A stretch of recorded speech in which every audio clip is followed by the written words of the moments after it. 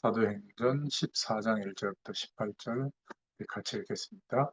이에 이고니온에서 두 사도가 함께 유대인의 회당에 들어가 말하니 유대와 헬라의 허다한 무리가 있더라. 그러나 순종하지 아니하는 유대인들이 이방인들의 마음을 선동하여 형제들에게 악감을 품게 하거늘 두 사도가 오래 있어 주를 힘입어 담대히 말하니 주께서 그들의 손으로 표적과 기사를 행하게 하여 주사 자기 은혜의 말씀을 증언하시니 그 시내에 무리가 나뉘어 유대인을 따르는 자도 있고 두 사도를 따르는 자도 있는지라. 이방인과 유대인과 그 관리들이 두 사도를 모욕하며 돌로 치려고 달려드니 그들이 알고 도망하여 루가오니아의 두 성 루스드라와 더베와 그 근방으로 가서 거기서 복음을 전하니라. 루스드라에 발을 쓰지 못하는 한 사람이 앉아 있는데 나면서 걷지 못하게 되어 걸어본 적이 없는 자라. 바울이 말하는 것을 듣거늘 바울이 주목하여 구원받을 만한 믿음이 그에게 있는 것을 보고 큰 소리로 이르되 내 발로 바로 일어서라 하니 그 사람이 일어나 걷는지라. 무리가 바울이 한 일을 보고 루가오니아 방언으로 소리질러 이르되 신들이 사람의 형상으로 우리 가운데 내려오셨다 하여 바나바는 제우스라 하고 바울은 그 중에 말하는 자이므로 헤르메스라 하더라. 시외 제우스 신당의 제사장이 소와 화환들을 가지고 대문 앞에 와서 무리와 함께 제사하고자 하니 두 사도 바나바와 바울이 듣고 옷을 찢고 무리 가운데 뛰어들어가서 소리질러 이르되 여러분이여 어찌하여 이러한 일을 하느냐 우리도 여러분과 같은 성정을 가진 사람이라 여러분에게 복음을 전하는 것은 이런 헛된 일을 버리고 천지와 바다와 그 가운데 만물을 지으시고 살아계신 하나님께로 돌아오게 합니다. 하나님이 지나간 세대에는 모든 민족으로 자기들의 길들을 가게 방임하셨으나 그러나 자기를 증언하지 아니하신 것이 아니니 곧 여러분에게 하늘로부터 비를 내리시며 결실기를 주시는 선한 일을 하사 음식과 기쁨으로 여러분의 마음에 만족하게 하셨느니라 하고 이렇게 말하여 겨우 무리를 말려 자기들에게 제사를 못하게 하니라. 아멘. 사도행전을 제가 쭉 읽어가고 있는데, 어, 잠깐만요. 여러분들이 이제 설명도 듣고 또 기도 제목도 붙잡고 이렇게 인도받고 있는데요. 좀 1장부터 쭉 이렇게 시간이 있을 때마다 계속 읽어가면서 이 시간에 임했으면 좋겠어요. 왜냐하면 사도행전의 역사는 지금도 계속되고 있거든요. 제가 오늘 그 20한 4, 5년 될까? 과천에 제가 이제 지역을 맡고 있을 때 거기 권사님이 한 분 계셨는데 그 권사님이 지금은 이제 다른 교회 오래전에 나가고 계시고 어, 거기 남편분이 계신데 그 미군에서도 일하시고 아주 중요한 분이신데 그때 아마 제가 그 집에 가서 말씀을 전할 때 예수님 영접하셨던 것 같아요. 그리고 오늘 20몇 년 만에 본 거예요. 수원이 집이신데 거기에서 이제 다시 말씀 운동을 시작하는 그 시점에 참여하셨거든요. 어, 그리고 또 이렇게 말씀이 필요한 사람들을 또 줌으로도 연결하고 해서 이렇게 말씀 운동이 이제 오늘 시작이 됐는데 어, 좀 생각이 많이 드는 거예요. 그 권사님은 제 생일 때 매년 오세요. 저희 집. 참 쉽지 않은 거잖아요. 그래가지고 축하해 주시고 그 20년 가까이를 그렇게 하시거든요. 어쨌든 기도를 쭉 오래 하는 중에 연결되어진 분들과 함께 이 복음 전하는 이러한 축복 일들이 일어났으면 좋겠다 기도하고 있었는데 드디어 이제 오늘 시작이 된 거예요. 참 기쁘더라고요. 그 자녀들 중에 조금 이렇게 교회 쪽하고는 완전히 그 관계없던 그 아들이 하나 있었어요. 딸 하나, 아들 하나 있는데 그 아드님이 지금 목회자가 돼가지고 다민족 사역을 아주 잘해요. 참 신기하지 않습니까? 그죠? 예, 그런 거 보면 하나님이 하시는 일은 참 우리가 측량할 수 없는 것 같아요. 그러니까 우리가 단순히 살아가는 것 같아도 사실은 하나님께서 우리의 인생을 가장 원하시는 방향으로 인도하고 있는데 이제 그 방향으로 마음을 정한 사람들은 알죠. 매일매일의 삶 속에서 하나님의 인도하심을 알게 되는데 그렇지 않을 때는 하나님의 주권 속에 있는 것을 잊어버리고 내가 판단하고 해석하고 결정하고 노력한 결과로 사는 거예요. 그게 뭐 나쁜 건 아니잖아요. 근데 그렇게 열심히 사는데 결국은 어느 날 개인도 종말이 오고 한계가 와요. 저는 그런 것을 너무 많이 봐요. 본의 아니게 제가 목회자로서 목회를 생각하면서 지금까지 인도받아 온 게 아니라 그것을 좀 내려두고 하나님이 제게 원하시는 것을 따라 순종해 봤거든요. 현장에 가서 하나님의 말씀을 심부름을 계속 하다 보니까 사람들의 인생을 본의 아니게 이렇게 들여다보게 된 거예요. 왜냐면 오래 만나다 보니까 알지 않겠어요? 어떤 중심으로 살고 있는지, 또 어떤 하나님의 인도하심이 있는지, 분명히 이때 은혜를 회복한다면, 또 하나님이 원하시는 방향으로 조금만 중심을 회복한다면, 정말 사도행전적인 역사 속에 우리 인생이 있다는 것을 보게 될 텐데, 예, 그런 생각을 할 때가 참 많이 있습니다. 오늘 본문은 어떤 본문의 내용이냐면, 이제 14장까지 왔는데요. 사도 바울이 갈라디아 지역, 나중에 갈라디아 교회가 세워지잖아요. 지금 우리가 말하는 갈라디아 지역에서 계속 복음을 전하는 그런 내용들이에요. 그런 이야기가 오늘 14장의 내용이에요. 주후 46년부터 48년에 보면 바울은 제1차 전도 여행을 해요. 터키 지역 남부 안디옥에서 시작해서 구브로 섬을 거쳐서 터키 남쪽 버가에 상륙하고 또 비시디아 안디옥, 이고니온, 또 루스드라와 더베를 돌아서 다시 안디옥으로 돌아오는 코스로 전도 여행을 하고 있거든요. 이게 잘 어떤 상황인지 이해가 안 되잖아요. 저는 그 아프리카에 가서 그 넓은 땅, 우리나라가 싹 들어가는 호수가 있는 탄자니아에 가보면 그런 호수도 있거든요. 우리나라가 통째로 들어가요. 그럼 땅은 얼마나 넓은 거예요? 거기를 순회하려면 이렇게 이제 순회를 해야 되는 거거든요. 그러니까 어, 어디를 돌아서 어디를 가고 또 어느 집에 거하고 거기서 일어났던 일들을 이제 전도 여행들을 기록하고 있잖아요. 지금도 우리 김영철 선교사 같은 경우는 그때 바이블 칼리지에 참여했던 목회자들 또 그 연결된 현장들을 저 북쪽 지역 이제 돌았고 지금은 그 남쪽 지역 이렇게 돌고 있더라고요. 또 가서 복음 전하고 집회하고 또 전도 캠프하고 그러면서 또 중요한 하나님의 사람들을 찾아서 이제 아마 내년 여름에 또 연결하겠죠. 그러니까 사실은 그냥 단순하게 삶을 사는 사람도 있지만 지금도 성령의 역사하심을 따라 자신의 삶을 인도받는 사람들이 있어요. 저는 두 분이 또 오늘 말씀을 듣는 여러분이 그런 축복의 증인들의 자리에 서기를 기도하고 있습니다. 그런 은혜를 허락해 주실 줄로 믿습니다. 가서 사도 바울처럼 복음 전하라 그게 아니라 우리의 마음과 중심이 거기에 가 있으면 우리의 인생과 삶을 인도해 주세요.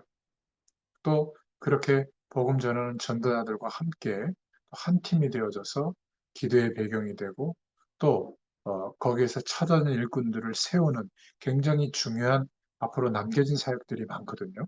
네, 그런 것들을 두고 함께 기도했으면 좋겠습니다. 그런데 이 전도 여행은 오늘 13장, 사도행전 14장에 기록되어져 있는데 어, 뭐라 그럴까요? 영광을 받는 그런 여행이 아니었어요. 전도 현장에서는 처음부터 고난의 연속이었습니다. 이 바울팀.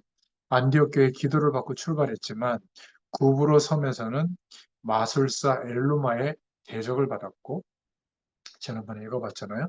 그리고 비시디아 안디옥에서는 유대인들의 선동이 일어나서 막 선동해가지고 어마어마한 핍박을 받았고, 또 바울은 이고니온으로 쫓겨갔지만 그것에도 핍박을 받았고, 또 14장 오늘 5절에 보면 이방인과 유대인들이 바울과 그 일행을 모욕하고 돌로 치려고 하는 거예요. 이렇게 바울은 복음 전하는 현장마다 많은 고난 속에서 선교의 시작부터 마지막 그 시간까지 순교의 날까지 그런 흐름 속에 있었어요. 그런데 하나님은 이 바울의 행적을 통해서 14권의 서신을 남길 정도로 역사해 주셨거든요. 그러다가 오늘 루스드라에서는 유대인들이 바울을 따라와서 핍박하고 또 14장 19절에 막 돌로 쳤는데 바울이 돌에 맞아 죽은 줄 알았지만 기적적으로 살아나는 이런 것도 19절에 보면 나옵니다. 그런데 이 고난의 시기에 바울은 믿음을 강조하고 있는 거예요. 그래서 14장 다 읽어보면 뒤에 27절에 보면 하나님이 이방인들에게 믿음의 문을 여셨다 이렇게 보고하는 내용이 나와요. 바울은 고난 중에도 믿음이 중요하다 이것을 우리에게 말하고자 했고, 하나님은 이런 바울을 통해서 오늘 14장의 말씀의 내용을 가지고 뭔가 우리에게 말씀하고 있는 겁니다. 그 내용을 오늘 보도록 하겠습니다. 두 지역에서 일어났던 일을 중심으로 우리가 볼 수 있는데, 첫 번째는 이고니온이라고 하는 지역이에요. 바울은 복음을 배척하는 일 때문에 비시디아 안디옥 지역에서 나와서 고향으로 돌아간 게 아니라 약 150km 떨어진 이고니온이라는 지역으로 간 겁니다. 150km 대전 정도 되는 거리인데 이렇게 생각하지만 이때는 걸어서 갔거든요. 또 평탄한 길이 아니죠. 그 150km를 떨어진 이고니온이라고 하는 지역에 갔는데 14장 1절에 이에 이고니온에서 두 사도가 함께 유대인의 회당에 들어가 말하니 유대와 헬라의 허다한 무리가 믿더라. 이렇게 나오죠. 이 이고니온에서 두 사도가 함께 유대인의 회당에 들어가 이렇게 기록하고 있는데, 이 회당이 있다는 것은 이고니온이라고 하는 지역에도 상당수의 유대인들이 있다는 것을 의미해요. 바울은 그 소식을 알고 있었기 때문에 150km나 되는 먼 거리를 걸어서 이 이고니온 지역까지 온 겁니다. 거기에 와서 복음을 전했을 때 어떤 반응과 결과가 왔냐면, 비시디아 안디옥에서 복음을 전했을 때 사람들의 반응은 두 가지였어요. 복음을 받으면서 환호하는 부류가 있었고, 어마어마한 배척을 하는 그런 두 가지 반응이 일어났었죠. 만약 배척하는 부분을 선택했다면 돌아갔겠지만, 복음을 받는 사람들이 이렇게 환호하구나, 그것을 마음에 담고 계속 전도하고 선교하는 길을 인도받게 된 겁니다. 바울과 바나바는 복음을 받는 사람들의 그런 기뻐하는 모습을 선택했죠. 그러니까 이 사람들을 두고 돌아갈 수가 없었던 거예요. 14장 3절에 보니까 두 사도가 오래 있어 주를 힘입어 담대히 말하니 주께서 그들의 손으로 표적과 기사를 행하게 하여 주사 자기 은혜의 말씀을 증언하시니, 3절에 그렇게 되어 있잖아요. 두 사도가 오래 있어라고 표현하잖아요. 최소한 그 고난을 당하면서도 몇 주간을 그 현장에서 복음 전하고 있었던 겁니다. 결국 이 가르침은 이 지역, 갈라디아 지역에 교회들이 생기는 큰 응답이 오게 된 거예요. 바울은 몇 년 지나지 않아서 그의 첫 번째 서신인 갈라디아서를 기록해서 그 지역에 편지를 보낸 것이 지금 우리가 보는 신약 성경에 들어와 있는 갈라디아서예요. 어떤 면에서 이 지역이 처음 바울이 복음 전했던 첫 개척교회가 같다 이렇게 보시면 되겠어요. 이 복음을 전하는 현장에서 어마어마한 핍박이 일어났는데 이고니온 이 지역에서도 마찬가지였어요. 여전히 바울을 핍박하는 사람들이 있었죠. 15장 5절에 이방인과 유대인과 그 관리들이 두 사도를 모욕하며 돌로 치려고 달려드니, 핍박하는 사람들은 다른 이들을 충동해가지고 바울을 막 죽이려고 한 겁니다. 이렇게 사도 바울의 선교 사역은 험한 길이었어요. 우리는 믿음을 선택해서 막 인도받으면 막 꽃길이 되는 것처럼 생각하잖아요. 그렇죠? 하도 그런 설교를 많이 듣다 보니까 이렇게 결단하고 헌신하면 하나님 막 문을 여시고 축복하신다. 근데 거의 그렇지 않더라고요. 정말 하나님이 원하시는 것을 마음에 담고 인도받으려고 할 때 항상 제 자신에게도 하나님이 질문하는 게 있어요. 이래도 순종하고 가겠냐? 그 방향으로. 항상 뭐라고 그럴까요? 선택의 기로에 놓일 때가 많거든요. 다행히 저는 능력이 출중하지 않아서 하나님의 말씀을 의지하는 그 선택밖에 할 수가 없어서 그렇게 인도받아 온 게 돌이켜보니까 너무 감사한 것 같아요. 제가 만약에 지금 사랑의 교회 목사님은 한 달 사례비가 1억 5천인가 그렇다던데 1년 사례비가 아니고 한 달 사례비가 제가 한 1억쯤 받으면 한 달에 어떤 모습으로 제가 있을까요? 저 이런 모습 아마 갖추기가 힘들 것 같아요. 물론 좀 이렇게 불편하게 살아오는 것 때문에 좀 힘든 부분들이 있었지만 그것 때문에라도 뭔가 중요한 본질을 놓치지 않았던 거. 뭐 이런 훌륭한 얘기를 저희 집사람이 하더라고요. 요 며칠 여러 가지 벌어진 일들을 바라보면서 참 그게 감사하다고. 안 그랬으면 사람의 마음은 항상 이렇게 상황에 따라 움직이잖아요. 그러니까 바울은 언제나 복음을 전했을 때 그 복음을 받고 정말 기뻐하고 환호하는 그 방향을 따라 어마어마한 핍박을 받았지만 계속 인도받게 된 거예요. 결국 이 이고니온이라는 지역에서도 막 에, 돌로 치려고 막 달려질 정도로 믿음의 길은 진리의 길인 것이지 꽃길은 아니에요. 물론 꽃길이 될 때도 있어요. 내 어떤 수준하고 상관없이 막 너무 막 칭송받을 때가 있거든요. 근데 오히려 그때가 더 위험해요. 핍박을 받을 때는 옥이라도 생기잖아. 어? 막 이렇게 하나님께 기도하면서 그래도 내가 이 길 가리라 이런 것도 있는데 사람들이 막 추앙하거나 칭송하잖아요. 착각이 와요. 다른 사람에게 없는 특별한 계시가 나한테 오는 게 아닌가? 그래서 내 말을 들어야 되고 또 내가 하는 그것을 따라와야 되고 다른 것은 다 틀렸고 이런 착각이 올 때가 있거든요. 그때는 이제 하나님께서 역사하세요. 그런 것들을 우리가 지금 많이 보고 있죠. 기억하셔야 돼요. 믿음을 선택하는 길은 복음 속에서 하나님의 인도를 받는 진리의 길인 것이지 그 선택이 꼭 꽃길과 결부되는 것은 아니다. 물론 주님 재림하시면 그 선택이 꽃길이 되겠죠. 그러나 그 전까지는 아닐 가능성이 많아요. 그러기에 믿음의 길을 가면 복음을 받아서 다 잘 된다는 말에 속지 않아야 됩니다. 그러니까 하나님이 하시는 일을 보게 된다는 것은 초대교회와 같은 응답을 받으려면 거의 제가 이렇게 생각해 보니까 어, 복음을 이렇게 누군가에게 전해본 경험이 있나요? 거의 안 받아요. 약간 좀 왜 이래요? 뭐 이런 느낌이잖아요. 또 좀 너무 친한 사람은 너 환자 됐구나 이제 이렇게 생각하지. 어이구 고마워 예수님 영접까지 하고 이런 케이스가 거의 없어요.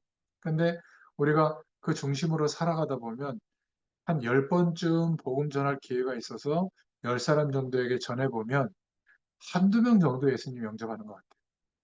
그러면 그 한두 명이 내가 말씀을 더 듣고 싶어요. 그런 사람은 한 명도 없어요. 영접해 드렸으니 됐죠. 이런 태도가 많고 그리고 감사합니다 하고 끝나는 경우도 많고요. 그래서 영접한 사람이 한 10명쯤 나오면 그중에 한두 명이 말씀에 대해서 좀 궁금해하고 복음에 대한 사실을 더 알고 싶어하는 이런 태도를 보이거든요. 그럼 이때까지 지금 몇 명쯤 만나고 있는 거죠? 벌써 100명쯤과 뭔가 복음과 전도 때문에 이렇게 만남들이 있는 거예요. 물론 단시간이 아니지만 이게 어떤 사람은 10년이 될 수도 있고 어떤 사람은 1년이 될 수도 있죠. 그래서 한두 명을 양육해 보면 거의 한두 번 이렇게 양육하는 시간을 갖다 끝나요. 근데 그 중에서 한 10주 정도 이렇게 말씀을 나누면서 복음의 결론이 오도록 하는 사람을 만나기까지는 양육을 한 10명쯤 해보면 그 중에 한두 명을 만나는 거예요. 그 한두 명을 만났던 거예요. 청년회 때. 이게 기적 같은 일이에요. 그러니까 나는 전도자들은 거의 1000명과 천명의 사람들과 복음과 전도를 중심으로 얽혀서 뭔가 그런 일을 알게 모르게 해 나가고 있다가 하나님이 준비한 정말 작정해 오신 사람을 만나는 거예요. 그게 전도자로서 사는 거거든요. 그렇다고 제가 만날 때마다 무조건 복음 전하는 건 아니에요. 밥도 먹고, 뭐, 지금은 거의 안 하지만 축구도 하고, 또 여러 가지 커피도 마시고, 만남도 갖지만, 그러다가 복음 전할 수 있는 기회를 주시면 문을 열어주면 복음도 전해보고, 하다가 연결된 사람들이거든요. 제가 지금까지 카운트를 정확하게 안 해봤지만, 한 5천 명 가까이는 연결해서 만나면서 지금까지 온 것 같아요. 30년 동안.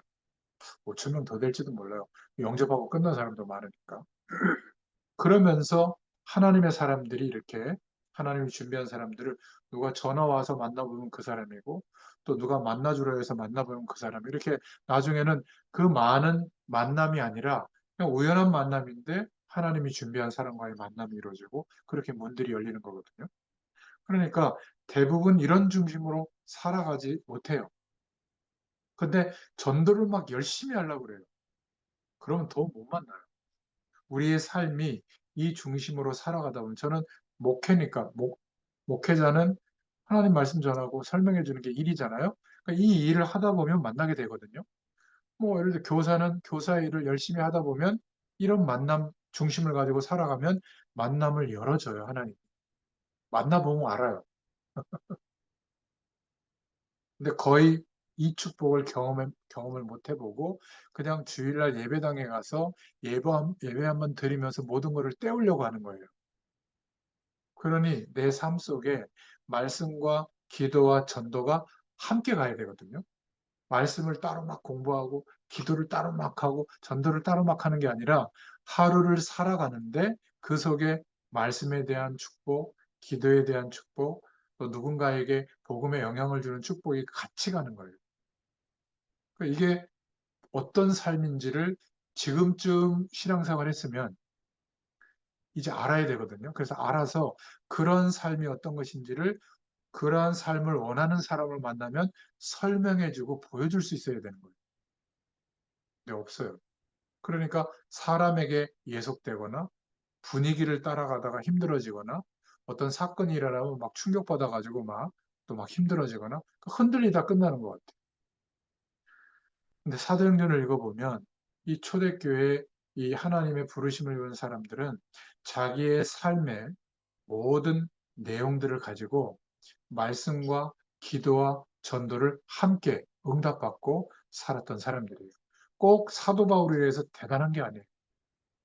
여러분 잘 아는 민구 집사, 저랑 이태원 여러 군데서 이렇게 7년 동안 제가 뭘 하고 있는지를 같이 보고 인도받았던 친구거든요. 지금은 전도사 임명을 아마 내년부터 받을 것 같은데 어제도 보니까 저 충주에 지금 있는데 합정동까지 와가지고 비보잉이나 이렇게 연결된 그런 분들 한 대여섯 명 모여가지고 또 거기서 다락방 하더라고요. 말씀 운동을 해요. 시작을 했어요. 또 저기 이태원에서도 하고 하여튼 그리고 또 충주 내려가고 일주일에 한 번씩. 그러니까 벌써 한 여러 명이 연결이 돼가지고 지교회가 형성이 돼서 거기서 주일날 예배를 드릴 정도로. 그래서 거기 이제 담임 목사님이 어, 자기는 아무래도 교육자로 준비될 것 같으니까 한번 그렇게 말씀 운동 속에서 교회가 세워지는 걸 응답받으면 좋겠다. 그렇게 아예 인정을 해주셔가지고 본격적으로 아마 사역이 되는 것 같아요. 그러니까 그 삶을 살아야 되잖아요. 애기도 있고 하니까. 사례비가 나오는 것도 아니에요. 그래서 지금은 그 부인 권사가 일을 하고 있지만 전에는 아버님을 따라서 그 벽돌 쌓는 일 하고 이러면서도 다락방을 하고 그렇게 인도받아 온 거예요, 지금까지. 참 뭐라 그럴까? 제가 봐도 참 대견하고 참 감사하다. 이제는 신학교 또 통신으로 하다가 이 덕평 그 신학교 이제 들어가게 되고 이래서 아마 하나님이 하실 일이 있는 것 같은데 그러니까 어, 복음을 전하는 현장에서는 많은 좋은 일도 있는 것 같지만 굉장히 그렇게 지속할 수 없을 정도의 일들이 많아요. 그런데 대부분 하나님이 은혜를 주신 그 사람들은 끝까지 그 일이 하나님의 일이라는 것을 믿고 또 하나님 신 힘과 능력으로 인도받고 있는 거예요. 바울은 복음을 전하기 위해 150km나 되는 길을 걸어서 지금 왔잖아요. 고난의 길을 통과해서 또 복음을 전하는데 여전히 환대를 받는 것보다 이고니온에서 힘들게 복음의 길을 가고 있는 거예요. 우리는 자꾸 스위트홈만 생각하거든요. 저는 어쨌든 많은 것이 부족한데 저와 가장 가까이 있는 사람들에게 우리가 복음을 향하여 살아간다는 게 어떤 것인지 이런 것들을 이제는 말해줄 수 있을 만큼 하나님께서 응답하신 것 같아요. 제가 뭐 하러 가는지를 이제는 우리 집 식구들은 다 알잖아요. 뭐 하고 있는지 일주일 내내 지난 30년의 인생을 무엇 때문에 살아왔는지를 알아요. 모르겠어요. 도덕적으로나 윤리적으로는 뭐 지탄받을 일도 있고 하지만 이 중심을 가지고 살아가다 보니까 바로 내 삶이 메시지가 됐어요. 이게 얼마나 감사한지 몰라요. 대부분 이 말씀 전하는 사역자들이 말씀은 맞는데 삶이 못 따라가는 게 많잖아요. 근데 그 말씀의 방향에 순종하면서 인도받다 보니까 내 삶 자체가 복음을 증거할 수 있는 메시지가 된 거예요. 참 이게 너무 감사한 것 같아요. 저는 여러분들에게도 이런 은혜를 분명히 주실 줄로 믿습니다. 그러니까 이런저런 핍박의 일들 때문에 막 부담감 때문에 우리가 주의 영광을 위해서 살아가는 그것을 중단하지 말고 굴하지 말고 힘을 내서 우리가 가야 하는 진리의 길을 복되고 행복하게 계속 걸어가야 될 줄로 믿습니다. 그래서 핍박이 너무 심하니까 이고니온에서 사람들이 바울을 죽이려 한다는 것을 알고 바울이 피신했거든요. 그래서 피신한 곳이 도망하여 그들이 알고 도망하여 루가오니아의 두 성 루스드라와 더베와 그 근방으로 가서 14장 6절에 나오잖아요. 루스드라는 지역으로 피신해 간 겁니다. 근데 피신한 게 아니라 복음 전하기 위해서 또 다른 도시로 이동한 거예요. 고향으로 간 게 아니라 더 안쪽 지역으로 가게 된 거거든요. 이 루스드라에는 찾아보니까 특이하게 회당의 얘기가 없어요. 그러니까 일단 유대인들을 피하기 위해서 회당에 가지 않았다라고 생각할 수도 있지만 이 지역에는 유대인의 적어서 숫자가 적어서 회당이 없었던 것 같아요. 그렇다면 회당이 없는 곳에 복음을 전하러 간 첫 선교 현장이 된 거예요. 그 전까지만 해도 이 바울은 유대인들을 먼저 찾고 유대인들이 집결하는 곳인 회당에 가서 복음을 전했거든요. 예수님에 대해서 그리스도라는 사실을 전했거든요. 근데 루스드라에 처음으로 회당이 없는 지역에 선교하게 된 거죠. 어, 약 이고니온에서 40km 정도 떨어진 곳이라고 해요. 어쩌면 그는 이고니온에서 가르칠 때 루스드라에 대해 들었을 수도 있었겠죠. 여기에 회당이 없었지만 복음을 전하기 위해서 온 거예요. 자, 근데 여기에서는 완전히 또 다른 일이 생긴 거예요. 오해를 받게 됐는데 14장 8절에 보니까 루스드라에 발을 쓰지 못하는 한 사람이 앉아 있는데 나면서 걷지 못하게 되어 걸어본 적이 없는 자라. 이 사람을 만나서 예수님의 이름으로 치유해 준 겁니다. 그러니까 그 도시에 엉뚱한 오해를 낳게 된 거예요. 11절에 무리가 바울이 한 일을 보고 루가오니아 방언으로 소리질러 이르되 신들이 사람의 형상으로 우리 가운데 내려오셨다. 막 이런 겁니다. 왜냐하면 이 루스드라 지역의 사람들이 그 지역에서 내려오는 신화를 생각한 거예요. 어떤 신화가 있었냐면 제우스와 헤르메스 신이 사람의 모양을 하고 이 마을을 방문했는데 한 1000군데나 되는 집에 찾아가도 뭐 허름한 사람으로 연장해서 왔겠죠. 거절하다가 다 거절하는데 어떤 가난한 노부의 집에서만 환대를 받은 거예요. 식사 제공도 받고. 그래서 그 부부가 이 제우스와 헤르메스를 통해서 복을 받고 나머지 그 다 거절했던 집은 홍수에 쓸려갔다는 그런 신화가 있었는데 바나바와 바울이 기적을 행하는 걸 보니까 그 제우스와 헤르메스 신이 변장을 해서 내려온 거다. 그래가지고 복 받기 위해 가지고 신으로 인정하고 막 와서 제사를 지내려고 한 거예요. 그러니까 바울은 뭐라고 했죠? 야, 이 사람들아, 정신 차려라. 우리는 당신들과 성정이 똑같다. 똑같은 사람인데 왜 이러느냐? 하나님이 너희들이 알지 못할 때도 비 내려주고 열매 맺게 했는데 이제 너희들에게 복음 전하는 거 이것은 그런 것 때문이 아니다. 우리를 이상한 사람 취급하지 마라. 이러면서 오히려 자신이 칭송받을 때, 막 높임 받을 때 정색을 하면서 하나님께 영광을 돌리는 장면. 네, 이거 쉽지 않습니다. 사람이 막 뛰어주고 막 이럴 때 막 힘들어 가고요. 내가 다른 사람보다 막 월등히 나은 것 같고 이런 착각이 오거든요. 참 이런 거를 볼 때 복음을 가지고 하나님을 바라보면 이 복음을 증거하고 복음 중심으로 살아가면 이렇게 높임을 받을 때도 있는 거예요. 그러니까 두 가지 오해죠.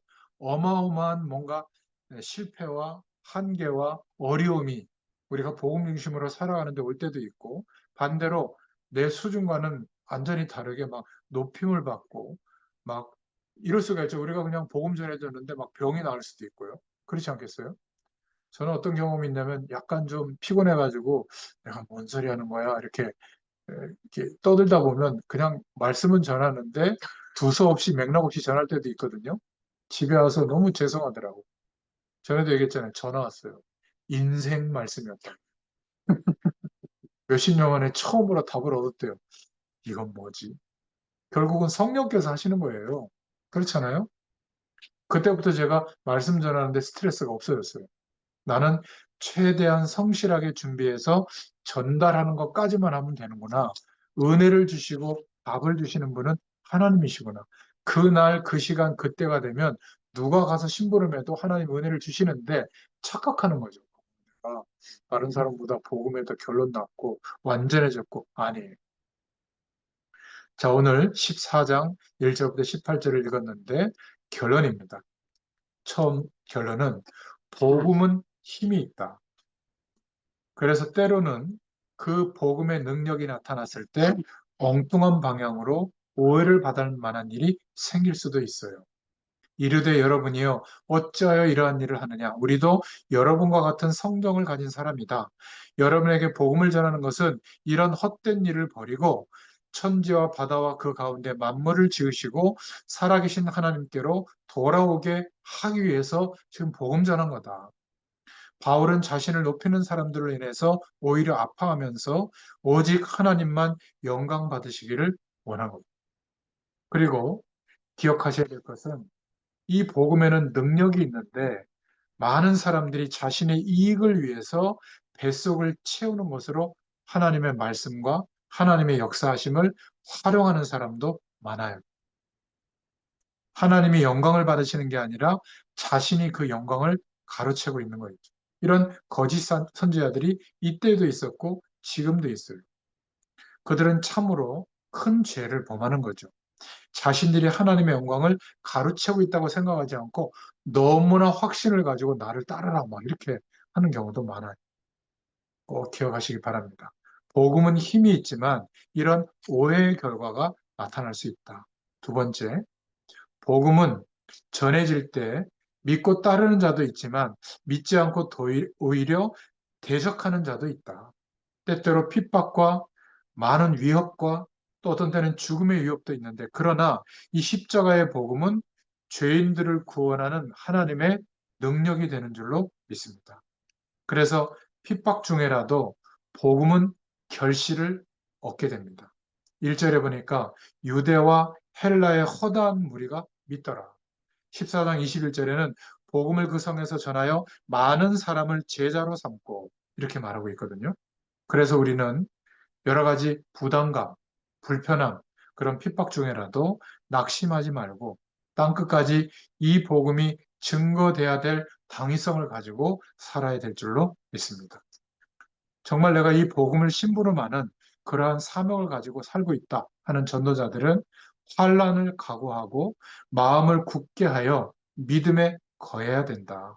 그래서 22절에 보면 제자들의 마음을 굳게 하여 이 믿음에 거하라 권하고 또 우리가 하나님 나라에 들어가려면 많은 환란을 겪어야 할 것이다. 이렇게 바울은 말하고 있죠. 그래서 구원은 세 번째로 하나님께서 하시는 일인 줄로 믿습니다. 14장 27절을 보면 바울과 바나바는 예루살렘에 올라가 교회를 모아 하나님이 함께 행하신 모든 일과 이방인들에게 믿음의 문을 여신 것을 고하고 이렇게 말씀하고 있잖아요. 로마서 9장 18절에도 구원은 하나님께서 하시는 일이다. 하나님께서는 구원하시고자 하시는 자들을 긍휼히 여기시고 구원하시지만 죄 가운데 버려두시는 자들을 강팍해 하신다. 그러니까 현장에서, 삶 속에서 막 스트레스 안 받아도 됩니다. 강팍하게 두시는 자들은 그대로 두시는 거예요. 그러나 우리가 하나님의 어떤 뜻을 따라 이 구원의 축복을 전달하려고 할 때 어떤 어려움 속에서도 복음은 전달되게 하신다. 그래서 바울은 복음을 전했습니다. 이고니온에서도 루스드라에서도 복음을 오해하는 사람들이 많았죠. 복음을 오해하여 핍박하고 거짓 환대를 할 때 그것의 마음을 뺏기지 않았습니다. 핍박을 당해도 복음을 위해서 살고 막 환대를 받아도 오직 복음만이 드러나도록 우리도 그 중심을 가지고 인도받기를 축원합니다. 신앙인은 복음이 바로 복음이기 때문에 진리잖아요. 예수님이 그리스도 되셨기 때문에 진리잖아요. 오직 기쁜 소식, 이 복음만이 인생과 세상을 구원할 수 있는 유일한 길이 된다는 것 다시 한번 확신하면서 한 주일 동안에도 이 은혜가 있기를 축원드립니다. 하나님 감사합니다. 복음 가진 청년의 때 또 전문인으로 산업인으로 살아가는 우리 인생의 시절에 하나님께서 믿음을 가지고 어떤 어려움과 환경 속에서도 전도자로서 살아갈 수 있는 중심을 잃지 않도록 하나님께서 은혜를 베풀어 주시옵소서. 문제와 어려움이 오히려 환대를 받는 것보다 더 쉬운 복음의 길인 줄로 믿습니다. 사람들로부터 칭송을 받고 우리의 환경이 나아졌을 때 그것 때문에 우리 자신이 하나님의 영광을 가리는 선택을 하지 않도록 하나님께서 우리 모두에게 긍휼을 베풀어 주시고 늘상 우리는 예수 그리스도의 의를 힘입어서 하나님이 주시는 힘과 능력으로 살아가는 인생이 되도록 날마다 축복하시고 인도하여 주시옵소서. 함께 하실 줄 믿사옵고 예수님의 이름으로 기도드렸습니다. 아멘. 감사합니다.